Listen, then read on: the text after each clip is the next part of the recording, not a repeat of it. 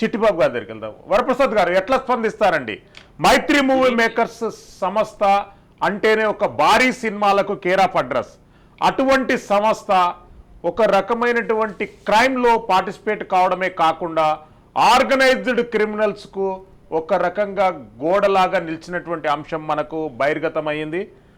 వరప్రసాద్ గారు ఎట్లా స్పందిస్తారండి ఈ వ్యవహారం పైన? ఇప్పుడు ఈ ఒక సెలబ్రిటీ అయినంత మాత్రాన, ఒక పెద్ద సినిమాలు తీస్తున్న ఒక సంస్థ అయినంత మాత్రాన చట్టానికి అతీతులు కాదు ఎవరు కూడా.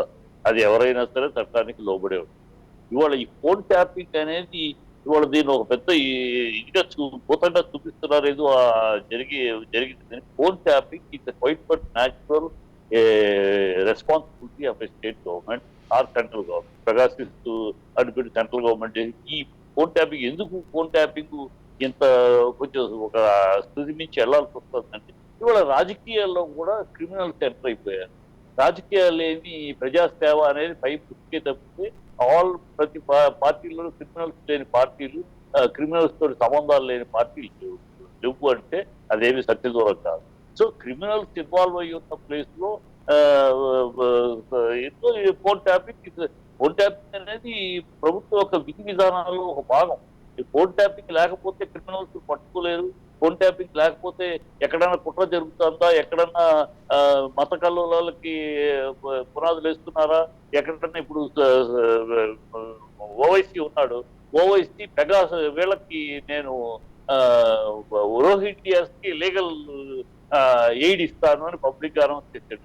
వాళ్ళకి ఆధార్ కార్డులు ఇప్పిస్తానని చెప్పాడు. ఇప్పుడు అన్నప్పుడు ఓవైసీని ట్యాప్ చేయొద్దా? ఎందుకంటే రోహింగ్యాస్ దేశద్రోహాన్ని మయన్మార్ నుంచి తరిమేస్తే, చైనా వాళ్ళు ఎంట్రీ ఇవ్వకపోతే, పాకిస్తాన్ వాళ్ళు తరిమేస్తే, బంగ్లాదేశ్ వాళ్ళు చేతులు ఎత్తేస్తే వాళ్ళు దొడ్డిదారిన బీహార్ నుంచి, బెంగాల్ నుంచి ఇక్కడికి వలస వస్తున్నారు. ఇది దేశద్రోహానికి పాల్పడుతున్న వికృత కూటమి అది రోహింగ్యాస్. వాళ్ళకి నేను లీగల్ ఎయిడ్ ఇస్తాను అని ఒక నాయకుడు, ఒక రాజకీయ నాయకుడు అంటే, రాజకీయ నాయకుడు అన్నంత మాత్రాన అతన్ని చూసి చూడకుండా అతన్ని పట్టుకోండి వదిలేస్తారా?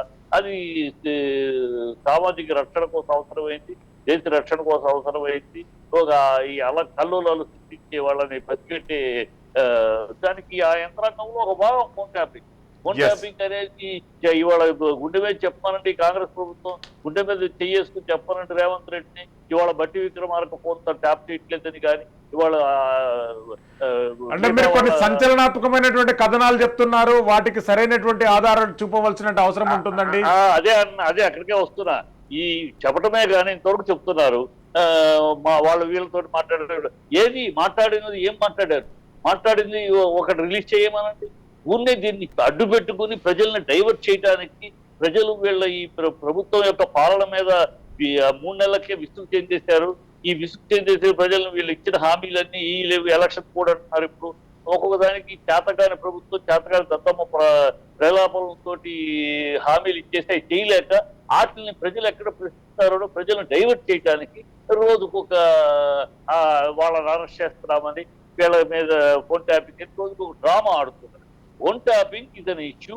ఫోన్ ట్యాపింగ్ అతిక్రమణ జరిగిందా? ఫోన్ ట్యాపింగ్ తప్పు కాదు. ప్రభుత్వాలు ఫోన్ ట్యాపింగ్ చెయ్యాలి. ఇంటెలిజెన్స్ అనేది అదే, ఇంటెలిజెన్స్ లో ఒక భాగం ఫోన్ ట్యాపింగ్ అనేది. అది క్రిమినల్స్ పట్టుకోవడానికి, యాంటీ సోషల్ యాక్టివిటీస్ ఎక్కడన్నా జరుగుతున్నాయా అనటానికి, ఎక్కడన్నా కుట్రలు జరుగుతున్నాయా అని తెలుసుకోవడానికి. That is one of the weapon of government. Government యొక్క బాధ్యత కూడా అది. చేయకపోతే మనమే అంటాం, ఇంటెలిజెన్స్ డిపార్ట్మెంట్ ఏం పీకుతుంది అని మనమే అడుగుతాం బాంబ్ బ్లాస్ట్ ఏదైనా జరిగితే. సో ఈ ఫోన్ ట్యాపింగ్ అన్ని అందులో సినిమా వాళ్ళు ఉన్నారంటే, సినిమా వాళ్ళలో ఉన్నారంటే జరుగుతుందంటే, ఇప్పుడు సినిమా వాళ్ళు ఏమన్నా ఎక్సెప్షనా? రాజకీయ నాయకులు ఏమన్నా ఎక్సెప్షన్ చట్టానికి? సినిమా వాడు పెద్దవాడు చిన్నవాడు కాదు. ఎవరికి ఒక అవినీతికో, ఒక తప్పుడు కార్యక్రమాలకు వాళ్ళు ఇన్వాల్వ్ అయ్యారంటే ట్యాపింగ్ టేక్ ప్లేస్. దానికి వాళ్ళ పెద్ద ప్రొడ్యూసర్లు, వీళ్ళు పెద్ద రాజకీయ నాయకుడు, ఈయన పెద్ద celebrity, all these naans trash. ఇక్కడ చట్టానికి ఎవరో అతిథులు కాదు, సీఎంలే లోపలికి వెళ్ళి కూర్చుంటున్నారు. కనుక ఫోన్ ట్యాపింగ్ అనేది అతిక్రమణ జరిగిందా? ఫోన్ ట్యాపింగ్ పెడుతూ ఏదో ఆయన హీరోయిన్తో మాట్లాడే ఈ కాంగ్రెస్ కుల దౌర్భాగ్య లక్షణం ఇవాళ కాదు, అలనాటి నుంచి వాణిశ్రీకి చెన్నారెడ్డి గారికి లింకు పెట్టి మాట్లాడిన కాంగ్రెస్ ప్రభుత్వమే. తర్వాత జయసుధని రాజీవ్ గాంధీకి లింకు పెట్టి మాట్లాడిన తర్వాత రాజ్భవన్ షిండే గవర్నర్ గా ఉన్నప్పుడు రాజ్భవన్ లో రాష్ట్ర వీళ్ళే. వీళ్ళకి మొదటి నుంచి అలవాటు సినిమా హీరోయిల్ని సినిమా వాళ్ళని ఇన్వాల్వ్ చేసి తద్వారా కాస్త కడిపుట్టి సంపాదించాలి, బ్లాక్మెయిల్ చేయడం అలవాటు వీళ్ళకి. వీళ్ళకి అల్లాడు ఉంటే వారు చనిపోయారు. కొత్త రాఘురామయ్య అని మీరు మరి అప్పటికి ఉన్నారో లేదు, కొత్త రాఘురామయ్య, రాములు వీళ్ళందరూ ఇలా సినిమా వాళ్ళని ఢిల్లీకి తీసుకొచ్చి అక్కడ పార్టీలు విందులు వినోదాలకి సినిమా హీరోయిల్ని ట్యాప్ చేసేవారని ఆ రోజుల్లో ఉండేది. ఆ తర్వాత ఆ కార్యక్రమం ఇంకో ఆయన ఇప్పుడు బతిలో ఉన్నాడు, ఇంకో ఆయన చేస్తా ఉంటాడు ఢిల్లీలో అని నా వినికిడి ఉంది. సో వీళ్ళకి కాంగ్రెస్ కు అలవాటు సినిమా ప్రధానికి సినిమా వాళ్ళని లింక్ చేయడం, తద్వారా కాస్త కాస్త పబ్లిసిటీ సంపాదించుకోవడం, ఏదో చేస్తున్నాం అనిపిస్తుంది. అంతే తప్పితే మాట్లాడారు. ఒక నిమిషం హీరోయిన్ తోటి మాట్లాడారు, ఏం మాట్లాడారు? ఒకటి బయట పెట్టమనండి, దమ్ము ధైర్యం ఉంటే ఏం మాట్లాడారు? అతిక్రమించి మాట్లాడున్నారా? అడ్వాన్స్ అయి మాట్లాడున్నారా? హీరోయిన్ మాట్లాడితే మాట్లాడచ్చు, హీరోయిన్ ప్రభుత్వంలో ఉన్న వాళ్ళతో మాట్లాడచ్చు, ఆ అమ్మాయి సమస్య ఉండొచ్చు, సమస్య మీద మాట్లాడి ఉండొచ్చు. తద్వారా ఈ డౌట్స్ ఉంటే డౌట్స్ కోసం ట్యాప్ చేసి ఉండొచ్చు. ఆల్ దీస్ థింగ్స్ తప్పుగా మాట్లాడారా, అతిక్రమించారా అనేది ఆధారాలు చెప్పాలి.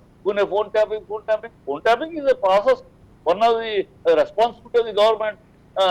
ఫోన్ ట్యాప్ చేయడం క్రిమినల్స్ పట్టుకుంటానికి, కుట్రలు చేసే వాళ్ళు పట్టుకుంటానికి, మతగాలు సృష్టించే వాళ్ళు పట్టుకుంటానికి ఎన్ని దాంట్లో సినిమా వాళ్ళు రాజకీయ నాయకులు అతీతులు కాదు, వాళ్ళలోనే ఉన్నారు. ఈ కుట్రలకు భాగస్వాములు దాంట్లో అక్కడ ఉన్నారు, ఇక్కడ ఉన్నారు. వాళ్ళేమో సినిమా ఫీల్డ్ ప్రత్యేకంగా ఓన్లీ కళాసేవలో లేదు సినిమా ఫీల్డ్. అలాగే రాజకీయాలు ప్రజాసేవలో లేదు. ప్రజాసేవ ముసుగు అక్కడ, కళాసేవ ముసుగు ఇక్కడ.